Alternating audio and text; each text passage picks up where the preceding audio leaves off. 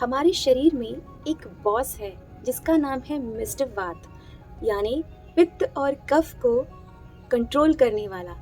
पित्त खुद और कफ खुद कहीं नहीं जा सकते जब तक वात उन्हें कहीं ले नहीं जा सकता।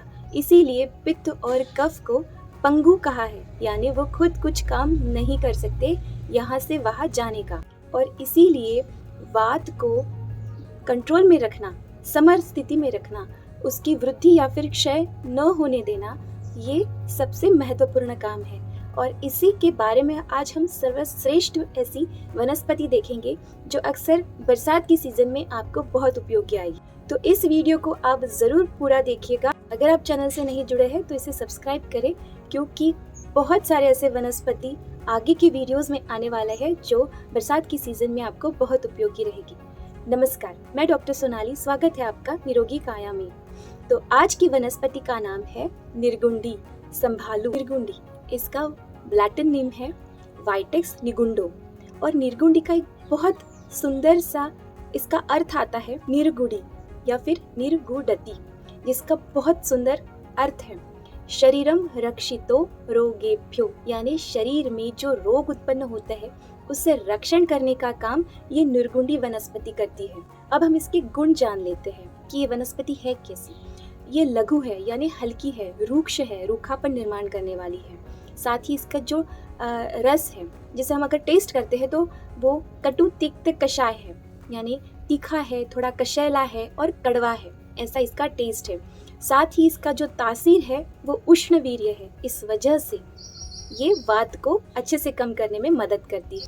निर्गुड़ी ये बेस्ट वेदना स्थापक है, यानी वेदना कम करती है, इसीलिए हम इसे बेस्ट पेन किलर भी कह सकते हैं। वायु दो प्रकार का हो सकता है, संचारी और एक स्थान पर रहकर वेदना उत्पन्न करना, यानी किसी एक पर्टिकुलर जगह पर वेदना कर रहा है, या फिर कहीं जोड़ों में दर्द किया, कहीं सर में दर्द किया, कहीं आंखों में दर्द किया, कहीं कान में दर्द किया, कहीं पेट में दर्द किया। तो इस तरह से संचारी वात में भी ये उपयोगी है। शरीर में किसी भी तरह का दर्द हो, शूल हो, जैसे शिरशूल, सिर में दर्द हो, पेट में दर्द हो, या फिर पूरे बदन में दर्द हो, या फिर कहीं जोड़ों में दर्द हो, तो आप इसकी पत्ती ले, उसे गर्म करें और उसे वहां लगा दे, दर्द आपका कम हो जाए। इसे शोथ हर कहा है। शोथ यानी सूजन, स्वेलिंग। ये स्वेलिंग को कम करने में उपयोगी है। जैसे गर्भाशय के अंदर स्वेलिंग हो, या फिर वृषण या फिर टेस्टिकल्स, बाइक पे चलाते समय आपको अगर वहाँ पे चोट लग जाती है, वहाँ दर्द है, तो उसमें आप इसे यूज़ कर सकते हैं। पत्तों का काढ़ा बनाए, उसे एक टब में डालें, उसमें टब बांध लें। उससे होगा क्या कि जहाँ पर भी चोट लगी है वहाँ पे एक स्वेदन होगा, वहाँ पे आपको भाप मिलेगी, उस वजह से वहाँ का ब्लड सर्कुलेशन इंक्रीज होगा, वहाँ का स्वेलिंग कम होगा, और इस वजह से वहाँ का दर्द भी कम होने के लिए ये बहुत उपयोगी काम करेगी।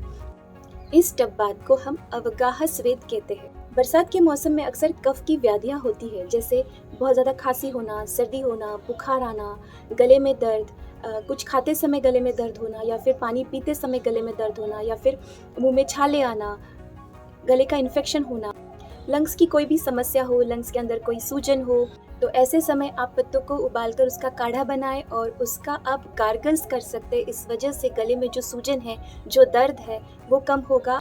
और साथ ही आप इसके पत्तों का धूपन भी कर सकते हैं। तो वाग्भटाचार्य अपने अष्टांग हृदय इस ग्रंथ में लिखते हैं, निर्गुंडी पत्र निर्यास साधितम का सचित घृतम, यानी अगर हम निर्गुंडी के पत्तों के साथ घृत को सिद्ध करते हैं तो ये कास यानी खांसी में बहुत अच्छा लाभ करेगी।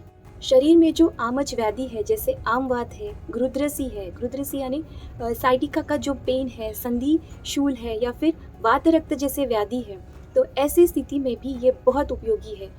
इसके पत्तों का आप चटनी कर ले, उसे पका ले और जहाँ दर्द है वहाँ लगा दे।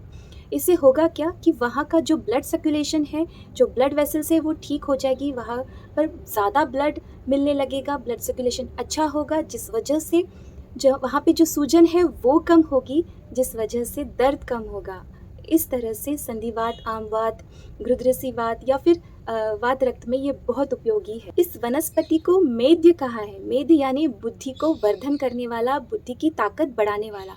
तो जिन भी लोगों को बहुत ज़्यादा बुद्धि का काम है, जैसे लॉयर है, बैंकर्स है, या फिर IT डिपार्टमेंट है, या फिर जो स्टूडेंट्स है जो प्रिपेयर करते हैं एग्ज़ामिनेशंस के लिए, टफ़ एग्ज़ामिनेशंस के लिए, या फिर जिनकी शिफ्ट ड्यूटी होती है, जिन्हें रात में जगना पड़ता है, ऐसे लोगों के लिए जो बुद्धि का काम करके बुद्धि में थकान लाता है, ऐसी स्थिति में आप इस वनस्पति का ज़रूर उपयोग करें।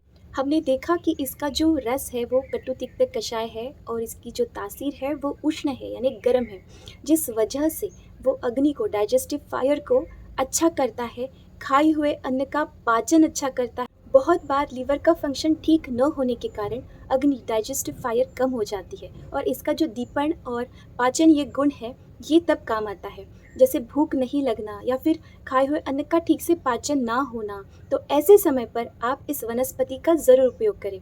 और अक्सर देखा जाता है कि बरसात में अग्नि का बल कम होता है, तो ऐसे समय पर ये वनस्पति बहुत उपयोगी आएगी। निर्गुड़ी को रक्तगामी कहा है। कई बार लीवर में और स्प्लीन में सूजन आ जाती, तो ऐसे समय पर इस वनस्पति का बहुत अच्छा उपयोग किया जा सकता है। निर्गुंडी इंटरनल और एक्सटर्नल स्वेलिंग पे बहुत अच्छा काम करती है।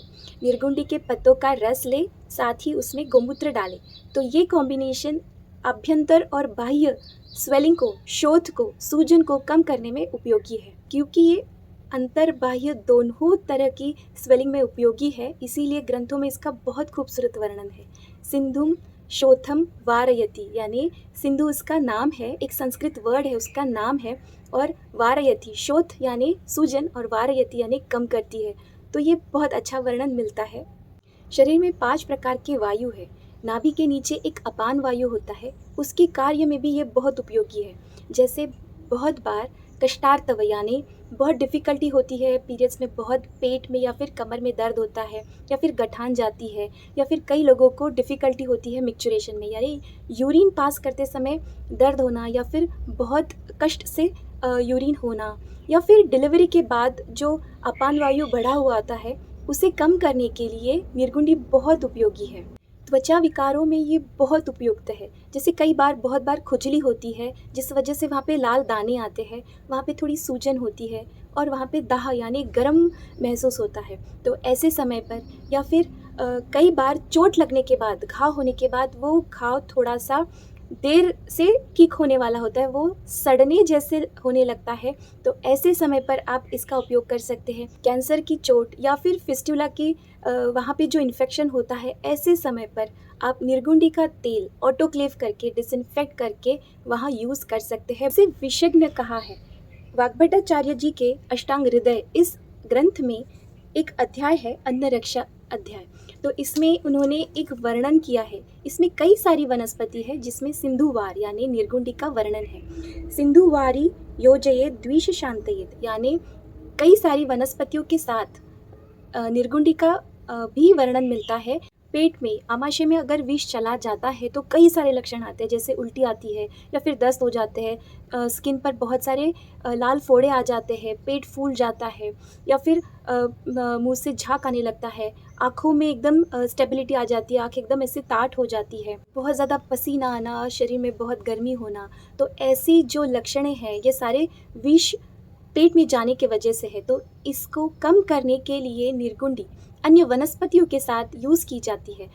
इसे कृमिघ्न भी कहा है चरकाचार्य ने।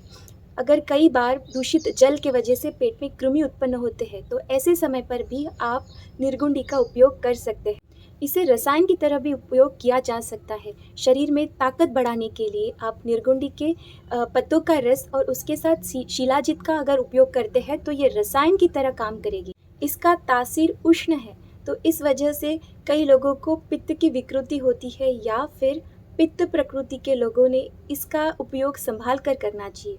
निर्गुंडी से अगर कोई परेशानी होती है क्योंकि उसका तासीर उष्ण होने की वजह से, तो ऐसे समय पर आप बाभड़ी का या फिर बबूल का जो निर्यास होता है, जो गोंद होता है, उसका उपयोग कर सकते हैं। आयुर्वेद में विषम ज्वर या फिर शीतपूर्वक ज्वर, ऐसे कुछ ज्वरों का वर्णन मिलता है।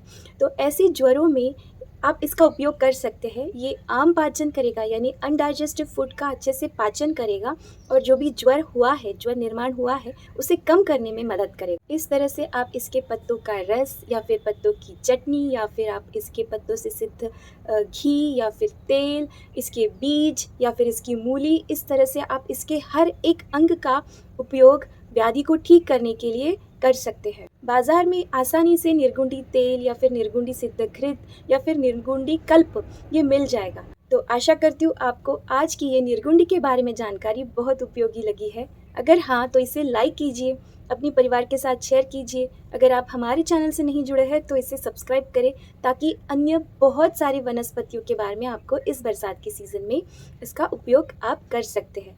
आयुर्वेद से जुड़े, आयुर्वेद को एक सेकेंड ओपिनियन देने की कोशिश करें ताकि आपका जीवन एक बेहतर जीवन हो सके। मिलते हैं नई वीडियो के साथ। नमस्कार।